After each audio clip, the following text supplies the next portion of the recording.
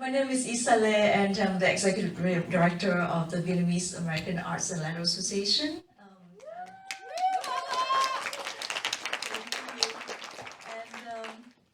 I'm so happy to see all of you here today on this beautiful Sunday morning. Thank you so much for being here early to attend our third edition of Viet Book Fest. So today marked a celebration of literature, culture, and the boundless power of storytelling. And it's a one-day event celebrating Vietnamese diaspora literature, and you will be engaged in 3 panel discussions with esteemed authors and an exciting book market where 6 authors will present their newest books. And of course, don't forget to get the autographs. This is a very rare opportunity, so don't forget to do that. I also like to take this opportunity to talk a little bit about VALA, the Vietnamese American Arts and Letters Association, the organization that's behind Viet Book Fest. We are an organization that's primarily run by volunteers, founded in 1991 by Vietnamese American journalists, artists, and community members to fill a void and provide a space for artists to express themselves as a newly resettled immigrant community. The mission of the Vietnamese American Arts and Letters Association is to connect and enrich communities through Vietnamese arts and culture. Celebrating over 30 years of service, VALA collaborates with a diverse community with partners to organize community-centered artistic cultural events, including art exhibitions, book signings, music recitals, plays, Gallery Beyond Walls program, and its annual Viet Thanh Fest and Viet Book Fest. The festival today came to life thanks to the dedication of our staff and volunteers. I would like to thank the programming committee, specifically Corey Ling, Clementine Nguyen, Alan Ching, LeUyen Pham, and Brenda Huynh, and all of the volunteers out there today. You're so amazing. And also, I'd like to thank Sarah Garcia and Libre Mobile, our official bookseller for the festival. And lastly, I'd like to express my gratitude to the generous sponsors of Viet Book Fest, Dr. and Mrs. Bao Nguyen, Mayor Pro Tem of the City of Santa Ana, Viet Thanh, UCLA Center for Southeast Asian Studies, UCLA Center for Asian American Studies. Viet Book Fest is made possible by the Stop the Hate Grant, which is administered by OCAPICA, or the Orange County Asian Pacific Islander Community Alliance. I would also like to thank Ms. Thuy Nguyen, Bowers Museum Chief Financial Officer. And yes, it is amazing to be in this beautiful venue, the Norma Kenshaw Auditorium of Bowers Museum. And this will lead to my introduction of our very special guest today. Please join me in welcoming Dr. Sean O'Hara, President of Bowers Museum.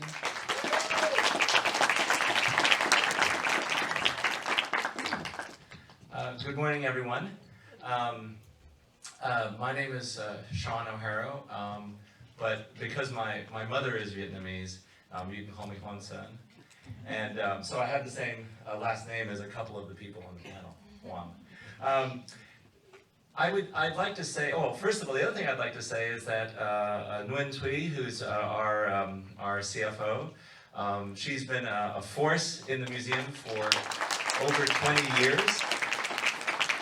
So over 20 years, she was 10 years old when she started at the museum, so she's only 30. And as I said earlier, because my mom is Vietnamese, I do everything she tells me. Okay, so on that note, I just wanted to say that this program is extremely important, not only for the community, Vietnamese community, Orange County, and the rest of the country, but also for the Bowers Museum. I'm probably the first sort of Vietnamese leader of a museum in the United States, and and there should be more. There should be more, but I think it's the relatively recent arrival of the Vietnamese community. My family came to the United States in 1968, which is not that long ago, but it was still considered sort of early for that. And my father was the first professor of Vietnamese language in the U.S. And he still complains that the younger generation of Vietnamese don't speak proper Vietnamese anymore. But we know, and this is why this program is extremely important, because it's about the diaspora, it's about Vietnamese language, and it's extremely important to preserve a lot of those cultural aspects. As my father would say, Vietnamese is like the hardest language in the world. So, and I completely believe him. So it requires a lot of support, and your program and your organization is extremely important in doing that. I would also like to say that given my background, it's extremely important for this institution to continue to support community activities. And one of the things that we do as a museum is we create exhibitions and research and programs that are linked to this education, public education. We are a museum of the Pacific Rim. The Bowers collection has over 100,000 objects that spans the globe, but the specialist strength of this institution is that of Asia, East Asia, Southeast Asia, across the Pacific Ocean, and we are also considered now for almost 100 years the cultural archive of Orange County. One of the challenges that museums have is that museums are not often reflective of the current community that it serves. A lot of museums are historical collections. So one thing that my colleagues and I are going to be working on is bringing the collection and the exhibitions up to the 21st century. And you cannot reflect, as I'm sure you all know, the history of Orange County without representing the populations that moved into Orange County, especially in the last 50 years. I know that this week they're celebrating the 49th anniversary of the fall of Saigon, and that's essentially when a lot of the population started to move into Orange County. So we need to reflect a lot of the recent history, and the person who's going to come in after me to say a few words is Dr. Zhao Tianrong, who is a specialist archaeologist in Southeast Asia, East Asia, and the migration of people. And you probably don't know this, because this is sort of in the last 20 years. People populated the Pacific Ocean all the way up to Hawaii and Rapa Nui from East Asia, Southeast Asia, about 8,000 years ago. And they moved from the mainland to what is now Taiwan, Philippines, Indonesia, across the Pacific, across the various islands over those several thousand years. As a museum, because we have those collections, what we want to do is start telling that story about the migration of people across the Pacific Ocean.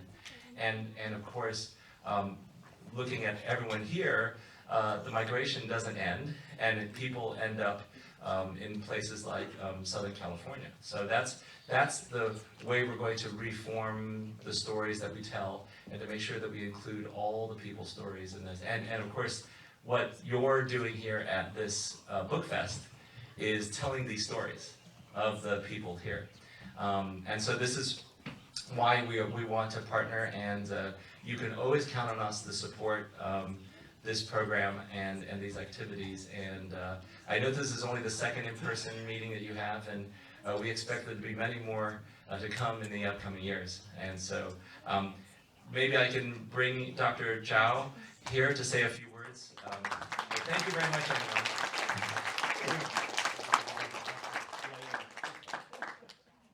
Thank you, Dr. O'Hara. I didn't prepare to give any speech today, but thank you for the opportunity. Like Sean said, we're newcomers to the Orange County. It's my 5th month here.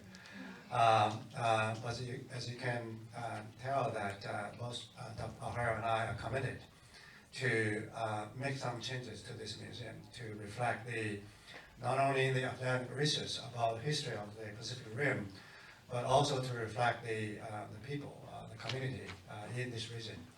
Our museum is the museum for the for the Pacific Rim, but we do want to let the community know that we are also going to sort of get everybody involved and contribute to the future of this museum and to serve the community better. So I need all of your help, and I'm very pleased that you are hosting this event in our museum. Thank you very much.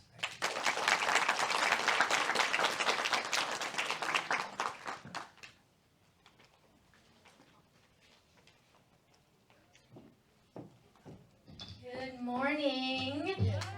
All right, how y'all feeling? Good. My name is Thao Ha. I am the president of the board of Vietnamese American Arts and Letters Association.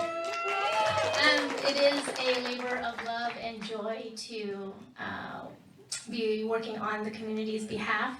And Viet Book Fest is one of many programs that VALA hosts and organizes and uses to celebrate our lived experiences.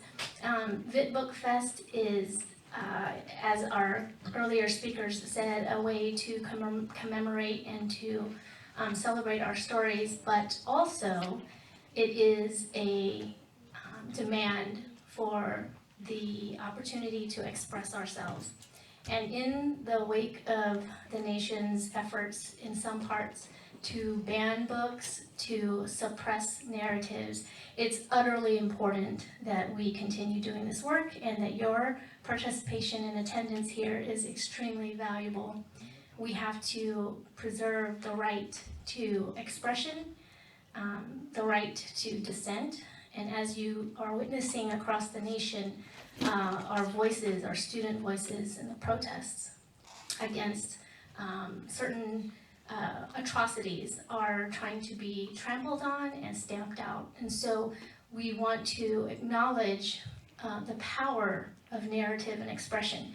So we hope that our panels today will celebrate the rights and the freedoms to express ourselves in any forms. And so this first panel is the expression through illustration. The panel is called Picturing Community, Graphic Novels and Picture Books, and I get the honor of introducing our moderator, who will then introduce our panelists. So our moderator is a UCLA professor of information studies. She also co-directs their community archives lab, which does the incredible work of documenting and preserving the lived experiences of a variety of communities. She is a long-standing VALA board member, oh my God, since 2010, and she's still here with us.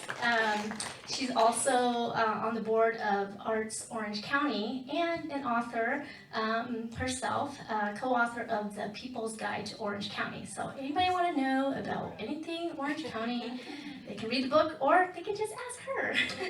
So please give a warm and loud round of applause for Dr. Thuy Vo-Dang.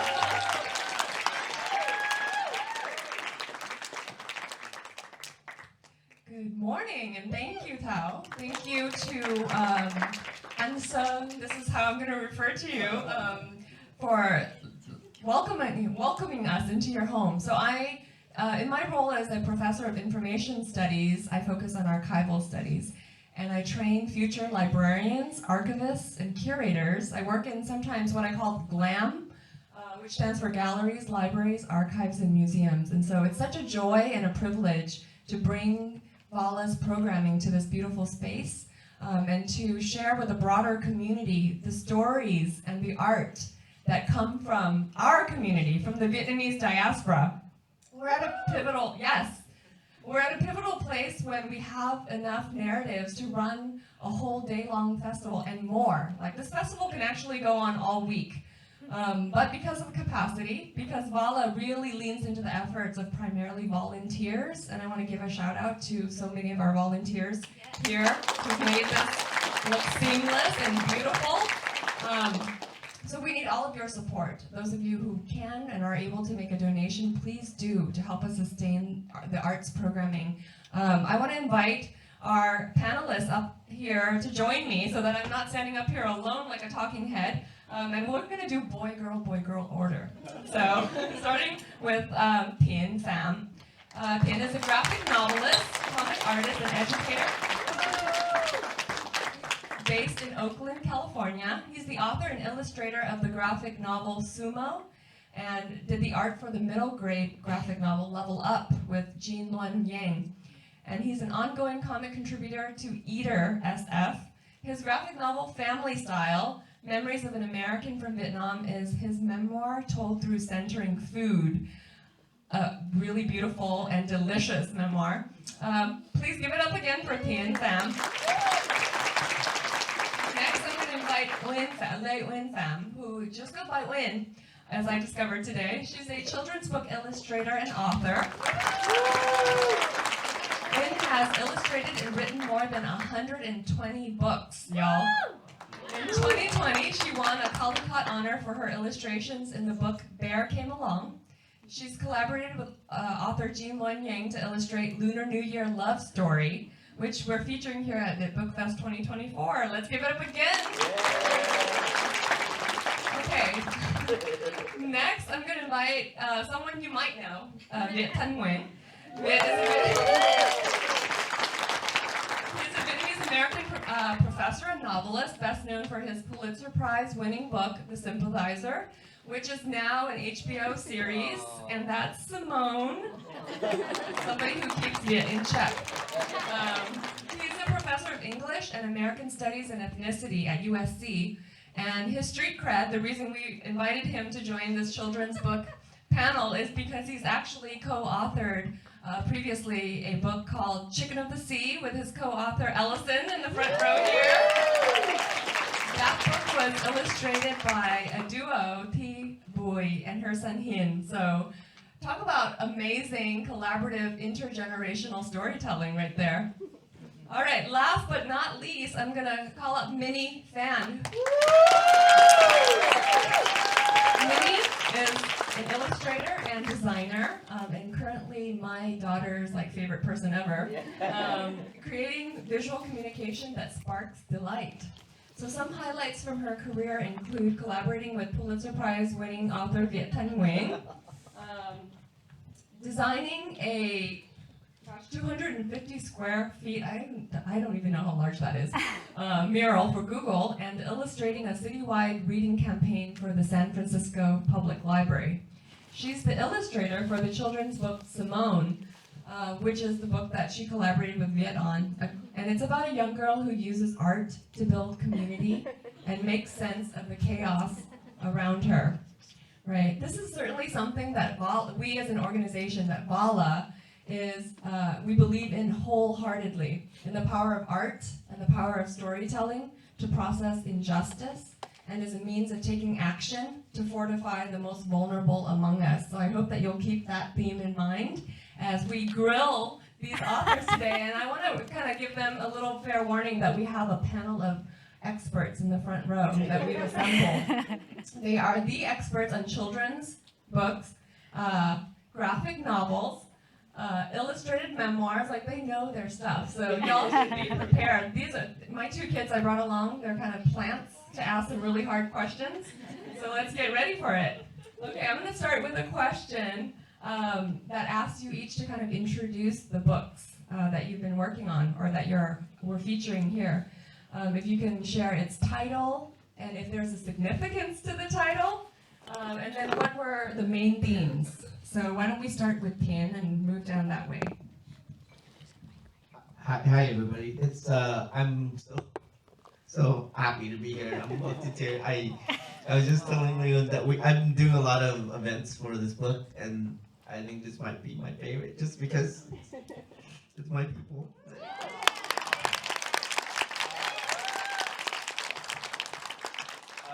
My book is about my family's immigration to America from Vietnam.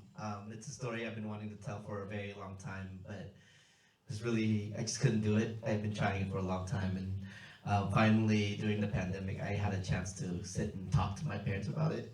My parents who never told me anything about it, held it, away from me for so long. And after they told me, I was like, I have to write the story. So I did, and the only thing I remember from things is always based on food. I think a lot of us probably have the same thing. If you ask me what I did yesterday or Thursday, I would tell you what I ate first, and then things that come around that. So I decided to do my graphic novel through the lens of my food memories, the memories that stand out to me, and then everything that goes around it. Family Style was the title that came very late. We fought a lot, me and the editors and the publishers, about what title they wanted to be, until one day I just was like, Family Style. That's it. So it was. It's great because it has to do with food, and it has to do with family, and it has to do with how us Vietnamese people eat. I've never, even when I eat American food, it's still family style. And my American friends are like, "What are you doing?" Oh, it's family style. I'm like, no, it absolutely is not. You're just gonna have those In-N-Out fries, whether they're yours or not, right? Exactly. So yeah. So that's my book. Thank you, Thien.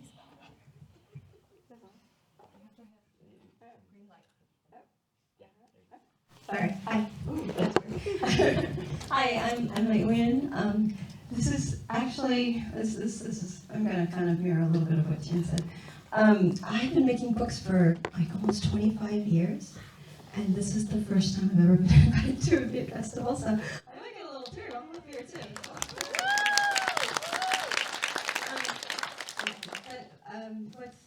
What I just realized actually is that in all these years that I've been making books, this is the first time I've ever had a Vietnamese character in my book. Oh, wow. I know.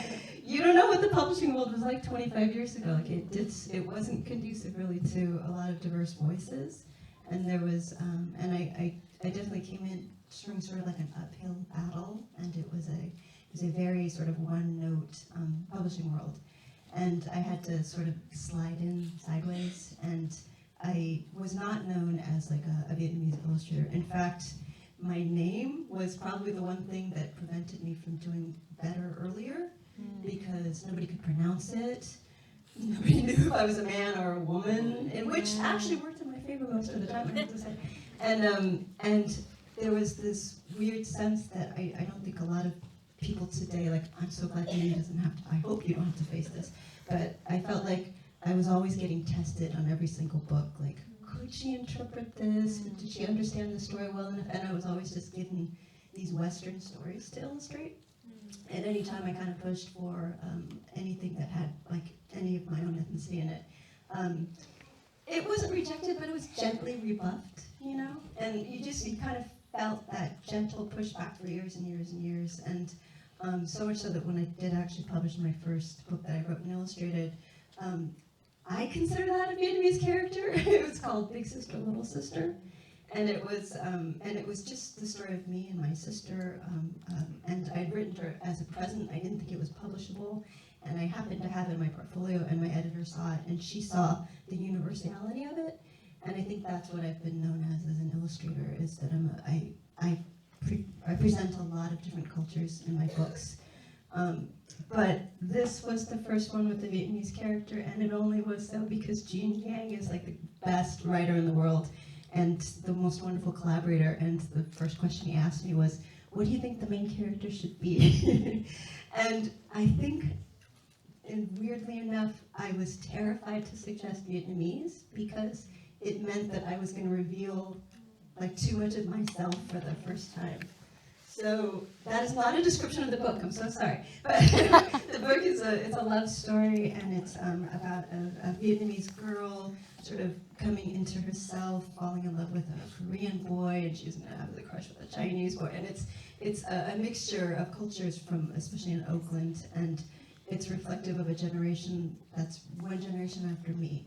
So if you look at a character in the book, I'm the father, the one that has one foot in the old world and one foot in the new world. And it's actually really fun to tell a love story from the point of view of a generation that hasn't experienced those same pressures. So, Wow, that was a long answer, sorry. Great, thank you. So cool to be on this panel. I have to say we had a couple of LeUyen's books in our house, and I was so struck by the fact that one book was about a mathematician, Hungarian mathematician. There was a Vietnamese name on the cover, and the illustrations were fantastic. And then in Thien's case, when I opened and read Family Style with my son Allison, I suddenly discovered my parents' grocery store drawn in a book.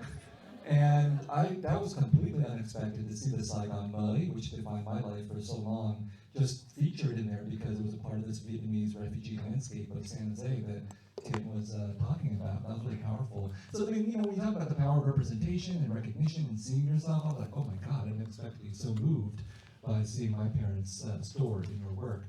I'm an accidental children's book writer. No one who's ever known me would say that I have any tenderness inside of me. But then I became a father, first with Ellison, and one day Ellison, when he was 5 years old, decided to write and draw a comic book called Chicken of the Sea, which is about bored chickens who run off from the farm to become pirates. It was a great idea. I never could have come up with it myself. So I put it on Facebook as a proud parent, and an editor reached out and said, is this for real? Can we publish this book? I was like, I can make money off my son? Oh yeah, let's do this. And so we collaborated. The story is, and by the way, we're selling it today, okay? Cash only or Venmo. And he will illustrate it with chickens. And so, you know, the story is all his, the words are mine, and then we got the artist T-Boy and her son, Hien Boy Stafford, to collaborate. And Hien did the artwork at, I think, 12 or 13 years of age, and T did the coloring. So that's a totally collaborative effort, and it introduced me to this wonderful world of children's literature, bored chickens and pirates. And then we had Simone, and this book is also accidental because Minnie reached out to me and had this great idea. Okay. Oh, it's Simone's classmates. Hi. Minnie reached out to me with this idea about a Vietnamese American girl confronting wildfires, and I just ran with that idea. And I think Minnie will elaborate upon that more. But I named the little girl Simone, and I didn't intend for that to be the title of the book. But our editor Maria Russo said, "Why don't we call the book Simone?" And I thought that's a great idea. Do you agree? Oh yeah. And Simone is actually, I think, a very shy girl, but you wouldn't know it because she got right up on stage. Yes. And she will also sign the book for you as well. And Viet, did you want to say anything about the Simones of the world? Oh, right. Yeah, so... Or my wife, Lan Yung, is also here. We wanted to give our children symbolic names. They have Vietnamese names as well, but Ellison's first name, it comes from the novelist Ralph Ellison, who was a major influence on me. Simone's first name comes from Nina Simone, Simone de Beauvoir, really powerful women, artists, philosophers, writers, feminists. And we hope that the symbolism of that name and the story of a young girl bravely confronting wildfires with only the power of her art and her imagination will likewise inspire other young people and young girls out there. Sweet. Sweet. Yes, I think so. Sweet, that means I don't have to talk about the book. I can talk about myself now because Viet sold the book already. Hi, I'm Minnie, and I just want to share that this is a dream come true for me. As someone who has been working so hard in her career for years, I was someone who almost didn't graduate high school. I was a total terrible student, and I was a really lost individual until I found art and creativity and art school, and I poured myself into a career in the arts. And I remember really vividly being in a bookstore in Oakland, and I picked up a book, and I was like, wow, this art is amazing, and I love this style, and hey, this person's last name is Pham. Oh, LeUyen Pham.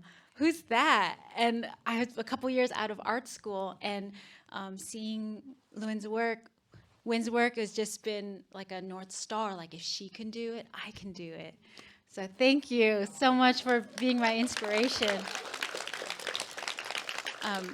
And with Viet, I met him actually in 2016 at the launch event for The Sympathizer, and I was the very first person to ask a question during Q&A.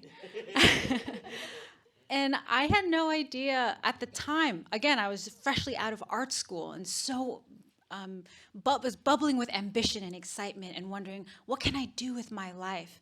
And then I've been following Viet's work since 2016 and watched him catapult to really be an icon in the Vietnamese community. So I really feel like I'm not just looking up at my heroes, but standing beside them. And then Thien, we're neighbors. Thien, just want to let you know, when I was in college, I went to your event with Jean for Level Up. So it all is a full circle moment. So those of you sitting in the audience, one day you'll be right here too. Yes, I love that. Thank you for that reminder to our young people, right? To just go up and talk to someone, to articulate your dreams out loud. We don't always get that kind of encouragement at home. So I think wherever we can, remind our young people that to cultivate their creativity, to ask for help and support and mentorship, and that they deserve it. And those of us who've come before are responsible for providing it. I want to kind of turn back to all of the plethora of characters that we have represented through your books. There are so many characters that I related with, that I felt, that made me feel, made me laugh, made me cry. That I could see myself and my family members reflected in. So I wanted to ask each of you to share with all of us, which character did you relate to the most? And you can reflect on characters from each other's books as well. Oh, sure. Okay. So Simone, the main character of this book, is inspired by the way that I used art when I was younger to process, understand, and cope with the world. And during 2020, with all of the insanity, the uncertainty, the change happening, I used art to feel sane and grounded and comforted. And then I thought, I think children right now are doing the exact same thing, really, to understand the world. So the book is about a young girl confronting wildfire. And I see myself, it is me. I think this is me, but also Simone too. So yes, the characters in this book is a reflection of finding hope in a world that may seem hopeless.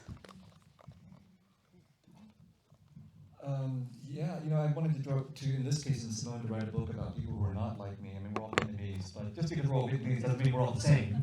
And it's about a mother and a daughter, a single mother and a single daughter. So I wanted to create a book that would challenge me to think about other imaginations, other possibilities, other feelings.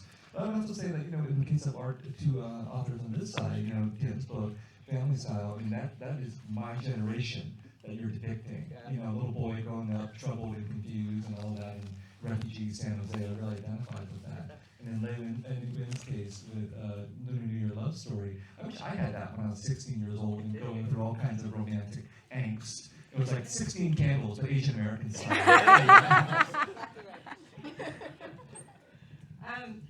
I'm a Gen X refugee, which I'm going to assume most of you guys out there are, which means our position in society is bizarre compared to other Gen Xers, I think. We are forced to be this enlightened set of parents for our children, the generation after us. We have to understand psychologically not to harm them. If we say this, they're going to turn out that way. And at the same time, because we came over with our parents had sort of, I don't know about for you guys, but I think a lot of Vietnamese parents had sort of arrested development as far as growth was concerned. They couldn't get past a certain mindset, past survival in this country. And so as the generation stuck in between, we had to parent both our parents and then parent both our children, which meant that we have a lot inside us that's filled with turmoil, right? There's a lot of stuff that's kind of hidden inside. So when you ask which character I relate to in this, the book had been intended to be written just as almost like a straight up K-pop drama, K-romance kind of thing. I think that's what Jean's idea was, but Jean being Jean, he couldn't write anything as simple as that. So he has all these layers of family in there. So there's a grandmother, there's the father, and then there's the daughter. And I said earlier that I relate to the father, But I think the truth is because the Gen X refugee thing, I literally understand all of those characters. I understand all of those levels. So everybody, I relate to everybody. You know, one of the reasons that I couldn't write the story in 2007, and I was trying so hard, was that I was writing a memoir. So you just assume that if you're writing a memoir, it's about you. You're the star. You're the part of the book. And when I was listening to my mom talk about our immigration to America, I realized that I'm not the hero of my own story, and that my mom was the hero. You know, not even my dad, my mom. You know, and that was the moment I was like, oh, you know, they're the heroes. You know, I benefit from it. So even though the story is about me and my family, my favorite character is my parents. My mom, of course, because of her inspiration, but my dad is what brought the goofiness. Because I didn't want to write a story that was like a sad diaspora story about coming to America, you know, because there has been that. But because when I talk to my dad about things, he never tells me that it was sad. Like one day I asked him, when he was telling me the story about living in a refugee camp in Thailand, I was like, Dad, that must be the worst. Like, we were in like squalor, there's no food, there's no water. He was like, no, that was the best time of my life. You know, he said because I was in this community with all Vietnamese people, we were all helping each other out, and we all had this one thing that we didn't have for a long time, which was hope, right? They all knew, or that hope that they would leave that place someday and make a better life for themselves. And then my dad was like, it was so fun. We would swim in the ocean, and then I was like, I want to put that in my book. And I look at myself, and I am all about joy. I'm all about let's do all the fun things, you know. And I get that from my dad. So in my book, my favorite character is my dad, just because like everybody is doing these things, and he's just like, all right, let's do it, you know. And I love that about my dad. So. Oh, as you all were talking, I was just thinking back on all the feelings that I got, you know, and thinking about how the challenges that each of these books present, this reflecting back at us, like that young people encounter, right? Whether it's bullies, you know, or a situation that they can't quite process yet, right? They might be a little bit too young to understand why there are incarcerated people, you know, putting out a fire. But I think that you also offer, each of you in the book, in your books, offer models for allyship or solidarity, or a roadmap for relating, right, across our differences, across different communities and different experiences. So I wonder if you can each reflect on those processes of thinking through like the relationship, not just within our Vietnamese community, but the relationship that Vietnamese folks have with other communities, and how that comes up in the book, and what message you want to convey to readers. Well, I mean, you brought up prison firefighters. That actually appears in this book, Simone, because when Simone flees her house and she sees all these firefighters out there, she sees that some of them are wearing these orange uniforms with CDCR on them. So she asks her mom, "What is CDCR?" And her mom says it's California Department of Corrections and Rehabilitations. They're prisoners. And Simone is very confused. She's like, did they do something bad? And her mom says, well, maybe, but now they're doing something good. And we just move on from there. But, you know, I think children notice details, right? And they ask questions. And it's up to the adults to explain, not to back away. And that's just the reality of our lives, that wildfires are now a part of our reality as Californians, and so are prisoner firefighters. And so, even though this story, I think, is simple and elegant because I wrote it, there's a way in which, you know, simply including the reality that children encounter is important and allows questions to arise. The book doesn't offer any answers, you know. So in fact, at one of our early events, a young boy, like 6, 7 years old, said, "Aren't the prisoners like bad guys?" And that was great. That's exactly the kind of question I hope to get, and I hope the parents are able to answer, because you know, children are confronting complexities all the time. In this case, from wildfires to prisoner firefighters. We can render that beautifully, or Minnie can render that beautifully, and hopefully it's a moving story, but then it also allows some opportunity for conversation. Can I just comment really quickly on that? I love what you said about complexity, and also to have put our faith in young people and the fact that they can hold those complexities. And we need to push for our schools and K through 12 educators to attend to that. And one of the ways we're doing that is actually to push for more literature like this to be taught in the schools, to offer ethnic studies in schools as a means to engage like multiple and sometimes contradictory perspectives. But I think our young people can hold those contradictions, right? Oh, yes. I'd actually like to speak more to like the idea that as creators, we're living in a culture that's not our own culture. That we're trying to tell stories through that way of seeing the world through our own experiences. And what I actually find really interesting is that I don't think it's a coincidence that there seem to be a surge of Vietnamese stories that are coming out, like Vietnamese novelists, like Pulitzer Prize-winning author. 25 years ago, you couldn't have a Pulitzer Prize-winning Vietnamese author because they didn't have the ability to communicate the story in an effective way then. They were still processing trauma, right? And so now I feel like enough time has passed that those younger voices, when we first came over, it was the only world that we understood. And so we've spent our adult life processing our survival, being able to come over, being able to find success in the United States, and then being a part of the culture, like actually blending in with the rest of society and not being invasive, not being scared. Like we're just sort of accepted that way. And I feel like now I'm just seeing so many more brave Vietnamese storytellers because we're finally able to find that within ourselves.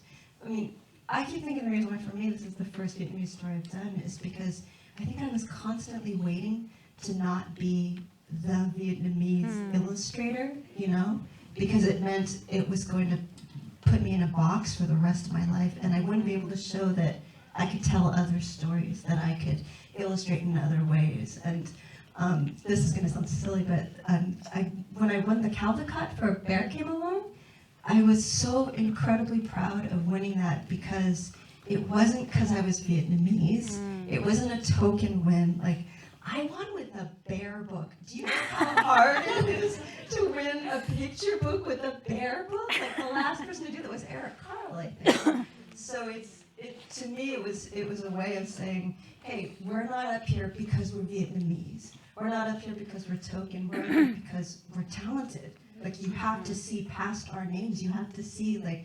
Hungarian mathematician and see the Vietnamese name and say, wow, that's cool, And to me, that speaks a lot about, I feel like stories now don't have to be, I'm not the Vietnamese illustrator because I did a Vietnamese story. I'm Vietnamese and I told part of my story, and that's part of my storytelling process. And something about that I find really beautiful. Like, I'm so encouraged to go out and see how many people are being brave. Just like you're saying, you don't want to write another story about like coming to Vietnam and coming from Vietnam and being all sad. Like, me too. I don't want to hear any more of that story. I lived that story. My parents kept talking about that story. And I love now, like, even when I'm going out and I'm speaking now with a lot of teenagers, when they read these stories, they're not reading it with the lens that our generation might have read. They read it with no trauma, and our kids don't have trauma processed in that same way, and so they're able to just see it simply as a story rather than let's give them the Vietnamese you know what I mean. I totally know what you mean, but I also want to kind of challenge everyone to maybe reflect on how you as creators are putting out books, right, stories that become part of the toolkit for young people to have to process things that are very difficult in their lives. I know for me, when there's an experience that I haven't quite been able to grasp or process, say my children, one of my kids has a classmate who's struggling with autism, and how do they navigate that? That's not a distinctly Vietnamese issue, right? So I turn to a book. I will go to the library, look up a book, have these discussions, and in kind of displacing that conversation onto a story, right? We're letting them kind of tease it out themselves. And that, I want to applaud all of you, because you're creating this toolbox for this generation that gets to see themselves and their issues in full, right? Like, we can have issues with bullies too. We can have issues with, we can hate our parents one day and love them the next. Like, we're angsty and all of the things. And just to validate all of those experiences, I think is tremendous. I'm totally, go ahead. I'm going to really add to what you said about really feeling like you're not alone, that for us to be Vietnamese creators, it's not just about, oh, I'm Vietnamese. It's, oh, I'm a human having this human experience, and you're totally not alone in this. And so for a Vietnamese person to write about their experience with whatever mental health issue, familial issue, health issue, whatever thing that they're going through, it shows the reality that no one group is a monolith, and that no one likes to have to be the one representative of a group. And I learned this also when I was living on reservations.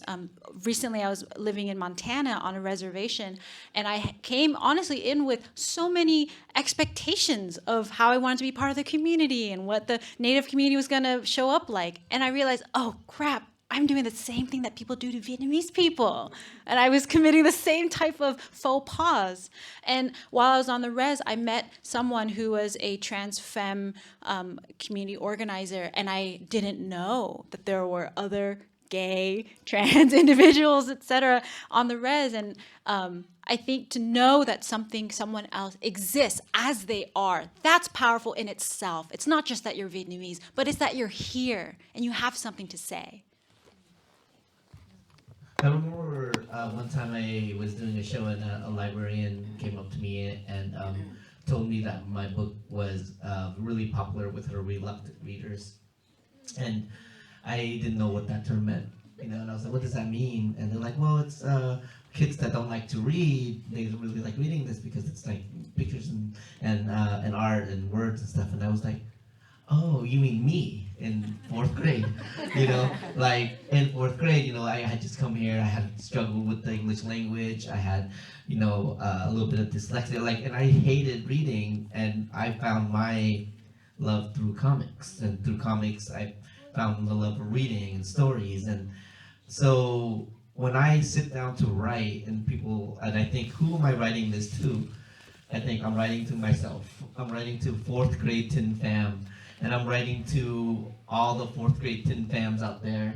And I'm hoping that if that Thien Pham, or those kids that were like me, that are Vietnamese, that are, looking for some type of connection, but don't, like stories, and they can find my stories and see, like, there's a little bit of themselves in it.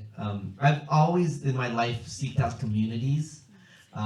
Whether it be at school or at work, I would find a community. When I went to comics, I found a little community. These people here have been my heroes for a very long time. Even Minnie, I know Minnie is younger than me, but when I met Minnie, I was like, whoa. It is amazing how the young people have gotten so good, so much faster than we did. It took me years to get to where Minnie was when she was so young, And I was like, and then of course Viet and Nguyen here is like, you can see the stage dipping down because of all the metals they're weighing down, all the wars, these two, the stage like this. So they've been my hero for a long time, and now that I'm sitting here, I'm kind of overwhelmed by this community, and just I think community for me is so important. And when I look back at my book, I realize that the reason that I seek that out is that we've needed community all my life, the community of the people on the boat, the community of the people in the refugee camp with my parents. They still keep in touch. They still have reunions, refugee camp reunions, where they go and have vacation together every year, The community of the people in the apartment complex that helped us out when we moved to San Jose, the community of my friends at elementary school, the community of my high school friends. I would seek that out all my life, and I didn't realize that until I read the book. I was reading it, didn't realize any of that, read the book and go, oh, maybe this is why I love community so much. All throughout this book is all about community and how everyone helped each other out. And so writing this book made me realize that about myself. I don't want to monopolize our authors, and I want to open it up to all of you in the audience, some of you might have already read these books, maybe some of you have just purchased it today or will purchase it later outside. But if you have questions for any of our authors, please raise your hand and I can hustle over. Oh, I'm gonna go right to my daughter first. Every day. She's 7 years old and she has read Simone. You want to ask a question? Oh, okay. Did you have a question? Oh, she was just waving her hand to say hello. And son here had a question. Well, first of all, thank you so much for coming all the way over to meet this audience here. I have a question. So it's kind of a Vietnamese family question. You are all folks. What amazes me is that I'm facing Vietnamese artists, and I come from a background where if your parents expect you to be doctors or engineers, and if you didn't, they would actually like disown you. My mom forged her own path, and she was actually disowned by her mom, and until she became successful, and then it was like perfectly fine. So my question to you is, tell me about your personal struggle as trying to be artists in Vietnamese families where the expectation is probably totally different. Oh, that's my question. That's all for me. I'm answering that one. So like I mentioned, I almost didn't graduate high school. I was a failing student, D's and F's. I was so bad. I was really, that character in Viet's book who is the non-Vietnamese daughter? That was basically me. Lana. Yeah, that was me. And I didn't have any real aspirations. I didn't even know what college was until my art teacher one day gave me this postcard to a summer college program for high school students. And I fundraised by myself enough money to go to the program. I remember I got the scholarship. My mom said, "Wow, that's a lot of money. Can we use that to buy groceries?"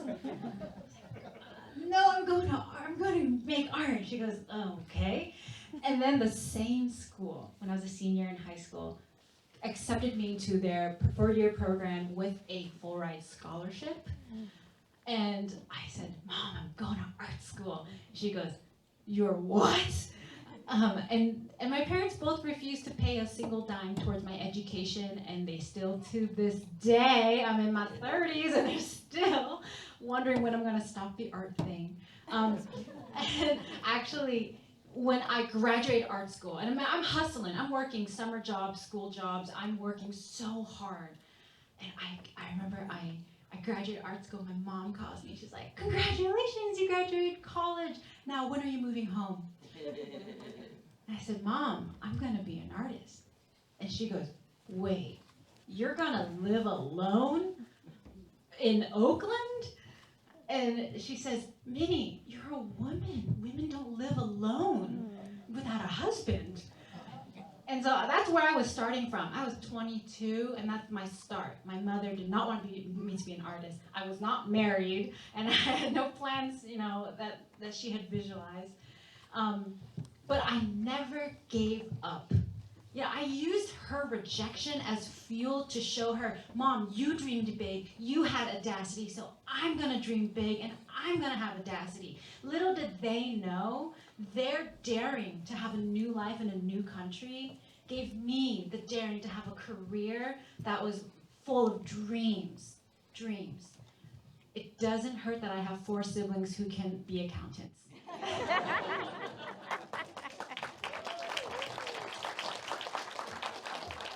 Similar story to Minnie as well. I basically did so bad in school that I forced my parents to be like, "Okay, send him to art school. I mean, as long as he's in school, that's good, right? Might as well." And I do have a brother who became a doctor, so it took a lot of pressure off of me. So I was like, okay. But even to this day, like, they've always supported my comic, but not really. They always was like, "Oh, as long as you have that full-time job, do whatever you want." And even now, they're like, "Oh, I see the book is doing really well, but you still got that teaching job. You're not quitting, right?" I'm like, "No, Mom, I still got a regular paycheck." A funny story. I love to tell this story because it's one of my proudest moments. Is I always are trying to get my parents to be proud of me. That's like my whole thing. Like, I want my parents to be like, "Son, we're proud of you. And that has never really happened. So when this book came out, like I was sending them things. I was like, here, Mom, Washington Post said my book was great. This. They're like, well, whatever. And then one day, out of nowhere, the Saigon Broadcasting Network, you guys know what that is? Right? They did a story on me. Like, I had no idea. I didn't even know what the Saigon Broadcasting Network was. And all of a sudden, I get a phone call from my mom, and she's like, "Damn, we're very proud of you." I'm like, "What? Now?" And then she was like, "Come home, we have dinner for you." And I'm like, "Okay." So I go home to have dinner, and my brother, who's a doctor, always sits at a certain seat. He sits right next to my mom, and so I go in, and I hear my mom say, my brother's name is Thien. They go, "Thien, that's for your brother today."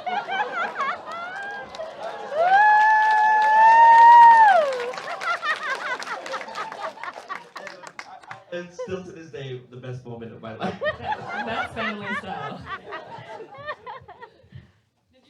I wanted to say add something about the power of art to make our dreams come true. That if your parents can't tell you what you want to hear, like, Thien, I'm so glad your parents finally gave you that seat and say they're proud of you. Yes. And I want to say, anyone who hasn't had that yet, that's where the art comes in. That if you need to write the story where there is a parent saying, hey, I love you, I see you, and I validate your experience, that's why we make the art. That's why it exists. Because sometimes we need something, right, to hold on to. The art can be. Our friend Jason Shiga once said in an interview, we were talking, and he said, the thing that fuels me the most is spite. And I feel like I feel like that's definitely me when I'm just like, you don't think I can do it? I'm gonna work so hard to prove you I can do this, and I think for a lot of Vietnamese artists, that in our heart must be there somewhere. Minnie actually disappoints because you're so much younger than I am that you had to go through the same thing I did. Wow! Vietnamese, we need to change a little! But I was the same thing. I had 3 brothers and a sister and a doctor, engineer, the whole thing. Like they had, essentially your parents never want to pay for professional services ever again. And just each of your kids. And I was supposed to be the lawyer. And I actually went to UCLA for 2 years, and I was in UCLA. But I have like a little nicer story, okay? So I was in UCLA. I was supposed to be the lawyer. I was studying poli-sci, and I think in my second year I took a drawing class for fun, like just because I'd always loved to draw, but it's one of those things you do on the side of your paper and you never really get acknowledged for. And I went into this drawing class. I did a drawing.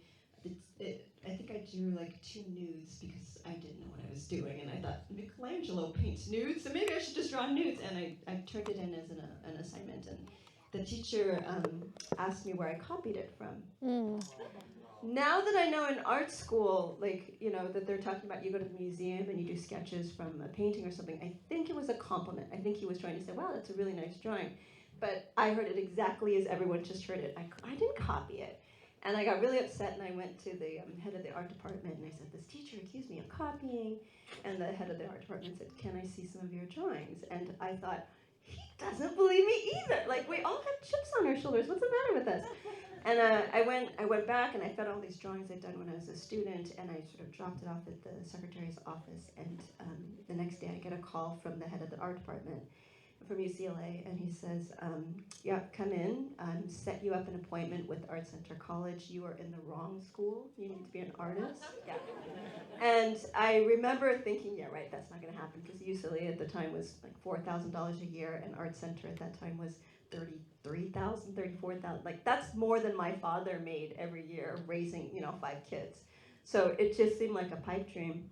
But I showed up to the meeting, and the same thing, the council looked through my work, and she said, yep, we're going to get you a scholarship. You're going to go to school here for free. Don't worry about it. I got in, and this, for all you future illustrators, writers, creators out there, to sit in the art class for the first time, it felt like for the first time ever, I was in my normal skin. That's what it felt like. It just, everything felt completely right. And if you believe in things like those internal compasses, I I think everything inside my soul just kind of clicked onto the exact right track. And I knew for the first time, this is what I need to be doing. But the same thing, my parents had thrown me out of the house. So they didn't want to have anything to do with it. They didn't know anything about it for years and years and years. I actually kind of kept my success from them because I couldn't play with their world order. I didn't really want to have to explain myself. I didn't want them to think that they had, forced all their children into these professional paths and they shouldn't. I just didn't want to make them feel bad about what I understood wasn't a choice for them. Like, they did what they thought was the best for their kids. And it took me years to realize that that's how it was for them. But it wasn't until, I want to say, like, as recently as 8 or 9 years ago, when my dad understood how to Google something finally. And he Googled my name. And everything changed. Suddenly my parents were talking about me all the time. They were telling everyone they knew about me. And what's really funny is, despite the fact that I've done so many books, they have never read a single one of my books. And get this book, the character in there, there's a grandmother. Everyone says the grandmother is their favorite character, right? The grandmother is my mother. Straight up my mother. Like, she's just exactly my mother. She's got her hairstyle, she wears her jewelry, she's got big old diamond crucifix on her chest. Like, the whole thing is my mother. And I had told my mother, yeah, Mom, you're in this book. And you know how something happens between what you tell your Vietnamese mother and what she hears? What she heard was, my daughter wrote a book about me. So she goes around, she's actually at church now instead of here, because she's going around telling everyone, look at this book my daughter wrote about me. Jin Yang, I don't know who he is, but like, my daughter wrote a book, and I know she'll never read it. I know she flips through and looks for her picture. I know she assumes the main character is her when she was younger, but there's something there where I feel like, oh, you know what? Stay happy in your space. That's great, and it's amazing to me that that's like where I'm able to come full circle with all of this with my books. Just real quick, I know we'll get to I really want to hear Vit's answer on this. This is going to be very exciting. But real quick story is that now that my dad likes my graphic novel, he thinks he's a graphic novel expert. And he read Lunar New Year Love Story, and he calls me, and he's like, hey, Thien, come home. I got some tips for you on how to draw graphic novels. I said, okay. And I come home, and he's like, draw more like her. Vietnamese parental urge to compare their children. Oh dear. All right, Viet. Okay, Simone says she wants to say something. Is that right? What is it? Now stage fright. Okay. All right. So my older brother went to Harvard 7 years after arriving as a refugee. Then he went to Stanford Medical School. Then he became a doctor and a professor. So I just felt that he did everything that I was supposed to do. So that did liberate me. And I disappointed my parents. I said, I'm actually going to get a doctorate too. And they said, oh, wow, really? And I said, an English doctorate. And they're like, what is that? And the only thing I was good at was that I was a reader. I was a good reader. And I thought I could be a writer. And I thought that I could tell stories that would somehow include the lives of people like my parents and other Vietnamese refugees. And that to me was actually a really, really important project for me as a person and as a writer. And so I just had to stay true to that conviction. And I also had to work 2 jobs, essentially. I had to be an English professor and I had to be a writer on the side. And that's really kind of an unfair burden in some ways, right? To pursue our dreams, we have to get kicked out of our families, we have to disappoint our parents, we have to work twice as hard. I just wish all the parents out there will do better with your own kids. Nurture them, encourage them to be artists and writers, so that one day they will grow up to write scathing memoirs about people like you. Yeah? Hear, hear.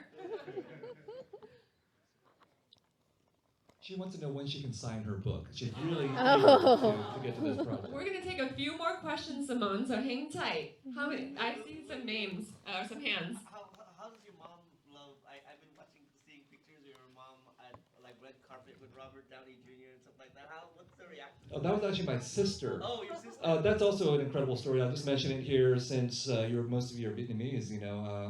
We left our sister behind, my sister behind in 1975. All the reasons why. And I would only see her once in the past 49 years. And the second time was when she came here last month, right on time for the premiere of The Sympathizer, and I gave her the whole red carpet treatment. Yeah. And so, that's also sort of, I may should write a children's book about that. But, my brother, when he came to my house for the premiere and met our sister, that was the first time he'd seen her in 49 years. And this is a part of our fabric, the fabric of our lives as refugees, as Vietnamese people, and that's why we need the stories. I mean, we experience all these things very deeply, and then to write novels, to write graphic novels, memoirs, children's books, it's about trying to capture some depth of that emotion.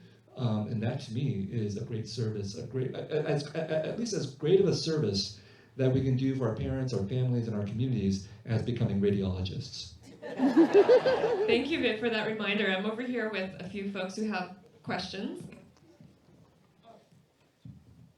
Is this working? Hello. Firstly, thank you all for visiting us on this panel, being able to tell all your stories. I think it's good to see the younger generation.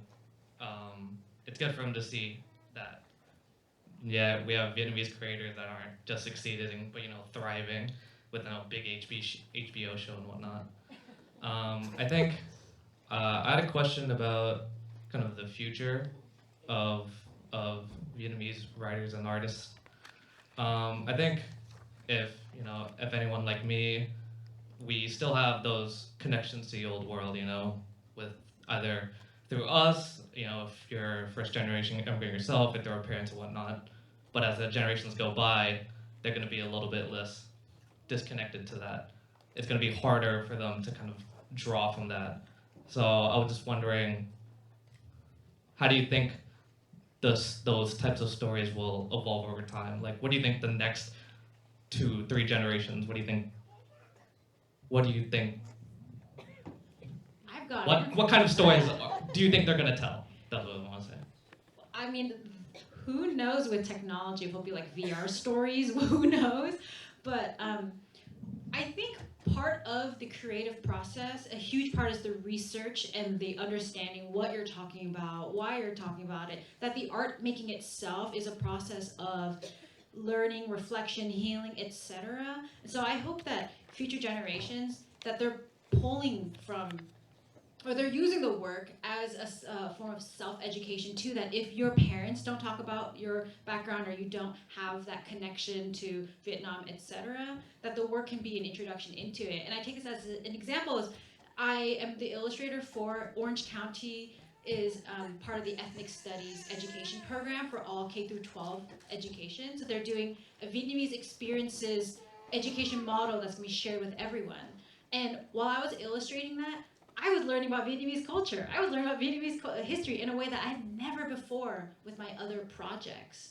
So I hope that the future generation uses art and makes art as a way to enlighten, inspire, and help others. That it's a continued conversation that they may not have a direct reflection with having immigrant parents, but it's still a connection, because I think we should make work about whatever our lived experiences is, and just that you're Vietnamese. It's that I'm going through this journey and I'm Vietnamese. That it's tied. It's not just I'm not this. I'm not. It's not a rejection. Because I think past generations had to reject as a way of survival, and I think future generations can embrace. I think it's an impossible question to answer because it should be impossible, because I don't want to look at another generation ahead and say they're going to tell this kind of a story. I think that generation is just going to come up with their own weird, strange, idiosyncratic things like talking bears and all that. One thing I'll say is that it's the work that we all do is sort of as individuals, but sometimes as collaborators. But the work is also sometimes made possible by communities. So the Vietnamese American Arts and Letters Association and my own organization, Diasporic Vietnamese Artist Network. I mean, I helped to create this organization when I was a college student. Those are the roots of it, because I looked around and I thought, I want to be a writer, and I know it's very lonely, and I want to try to build a community that will provide resources and opportunities and networks for other writers, that they don't feel so alone out there. And I think that's still an emergent thing, because I think when we talk about the Vietnamese American community, it's not a community that's used to philanthropy. It's not a community that's used to thinking about artists as collectives. It's not used to thinking about the fact that art can empower and serve and help our communities. And I think that mindset needs to change. When we think about future generations, we need to support the artists. We need to support the organizations that support the artists. So all of you out there, consider being donors to arts organizations. My dream is that the future generations can write about whatever they want without having to,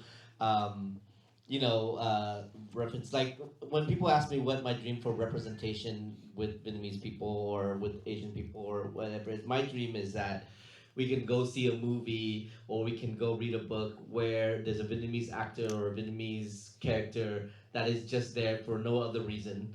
Like it's not a Vietnamese story. It's just, yeah, that's represented in our world, because that's my world. When I step out, there are people, and they're not there because they're Vietnamese. They're not there because there's a Vietnamese story. They're just there because they're there. And that is representative of our world. And I that's what I want for us, is just to have Vietnamese people writing science fiction, Vietnamese people writing anything they want, because that's the world I want. I gotta say, I don't worry as much about it, only because I'm the age that I'm at now, and I've seen enough going through. It's like, I never embraced the Vietnamese culture growing up. I was always like sort of pushing away. I was accused of being American. I was Americanizing myself, the whole thing. And I feel more Vietnamese now than I ever have, ever. And it's only because I'm watching my kids go through it. I'm seeing what's happening with my parents. And I would worry that my own children, like my children are my husband's French, so my kids are only like 40% Vietnamese. And when I look at that, I worry, are they going to get any of the Vietnamese-ness? Are they going to understand the story? And so I tell them all the stories. I tell them what my parents went through. And I know for them, it's anecdotal. It's something that's once separated from them. But the reason I don't worry is, like, my 16-year-old now, he talks to his friends with the authority of someone who has lived through it himself, Like, he passes on that experience in some way. And when I see that, I realize, like, it's not what you experience in your life, it's how you live your life. It's how your parents treat you, it's what you get, what you pass on. Like, I think Vietnamese people are known for working incredibly hard. I don't know of a single Vietnamese artist or writer, who, not a profession, not a doctor or anything, but like an artist or a writer who doesn't work as hard as a doctor or an engineer. Like, the work ethic is still there. And I see it passing on to my kids as well. And that's what you pass on from generation. That's where, like, the Vietnamese-ness comes into. All of those really great elements of your culture. I think at the age that we're at, we're siphoning through the things that our parents did that were damaging to us and the things that our parents did that turned out to be good, right? Like, those pushing sometimes being almost a little mean to your kids can get you a little further. And you understand what that balance is so that you're not harming that person. I think that's where the next generation picks up from what comes from before. So I don't think I worry about it as much. I feel like that culture, it comes through in the way how you raise your kids. Thank you all. I have another question over here. Hi. Thanks for being here. I am a student at UCLA. I'm a fourth year. I graduate in June. And part of my senior project is on Vietnamese diaspora. And considering we don't have a cultural center that's tied to Vietnam, we're very divided as a community, or at least individualistic. And the monuments that we do have are curated by Americans, such as the museum in Lubbock and the Vietnamese Memorial Museum in Washington, D.C. So I want to ask, what personal responsibilities do you think young Vietnamese people should keep in mind to contribute to the communities and encourage cultural and Vietnamese diversity in these art spaces? Oh my God. Well, I mean, what can I say? I think that, there's a long tradition of activism by Asian Americans and other populations that have been minoritized in the United States, born under this recognition that we're the ones who have to tell our own stories, because if we don't, the stories that are told about us are going to efface us and erase us, even if those works of art and memorialization can be really powerful. So I think you mentioned the Vietnam Veterans Memorial in Washington, D.C. That's actually designed by Maya Lin, that Chinese-American woman who designed it when she was 20 years old, and it's an incredible work of art that memorializes Americans. And yet if you're a Southeast Asian who visits it, you're like, where are we in this memorialization about the war? But there's no one else who's responsible for this in the end but us. If we don't see the center, if we don't see the memorial, if we don't see the museum, if we don't see the artwork that tells the story that we want, we have to do it ourselves. That's the only advice I have to give you. I mean, like when I was your age, I looked around, and this was 1990, and they're my friends and I. We wanted to be Vietnamese American artists and writers because we could clearly see that our story, that in the American stories about Vietnam, it was only about the Vietnam War, and our depictions in them were terrible. We had to tell our own stories. We had to create our own community. We had to create our own arts organization. That took 30 years from those ideas that we had as college students to have that organization become a 501c3 nonprofit that puts on literary festivals and retreats and publishes books through Texas Tech University Press. Texas Tech hosts the museum that you're talking about in Lubbock, the Vietnam Museum. I'm sorry, what's it called again? The Vietnam Archive, right? And so that's the only answer I have for you. If you're not happy, you have to go out and you have to build these organizations and assert your voice yourself. There's been a lot of call to action that I'm hearing. I hope you're all tracking this too. But the thing that I want to piggyback on with your question and Viet's answer is to call out how tremendously powerful student voices are.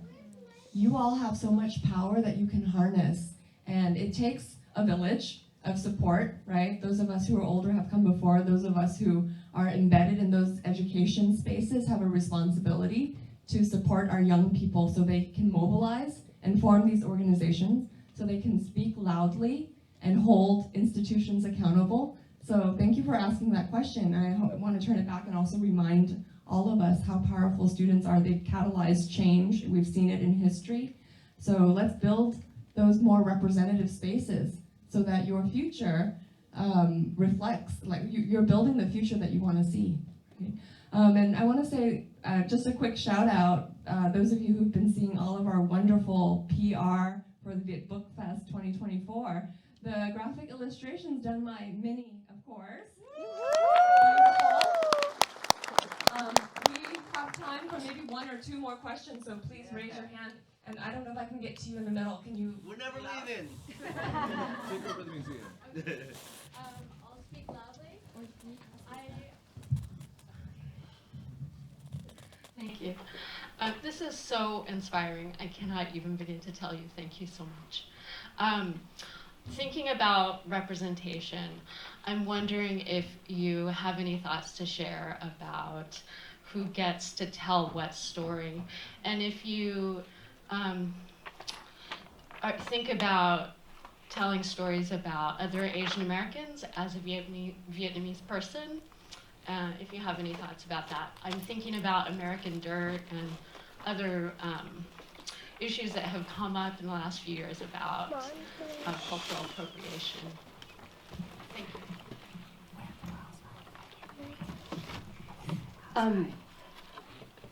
I've done so many books. If I could only do Vietnamese stories, I wouldn't have a career. That's always the problem, and I think that's the problem with people of color. You can't only tell your own stories. There's just not enough of a market out there to serve you, I don't think. All that being said, I know it's a really, really tricky thing, appropriation. I feel like picture books, we have a little bit of an easier time, right? That there's a lot that you can do, that you can, power that you can wield in that space. And you're talking to not the future generation, but the future generation. You're molding the minds of really, really young children.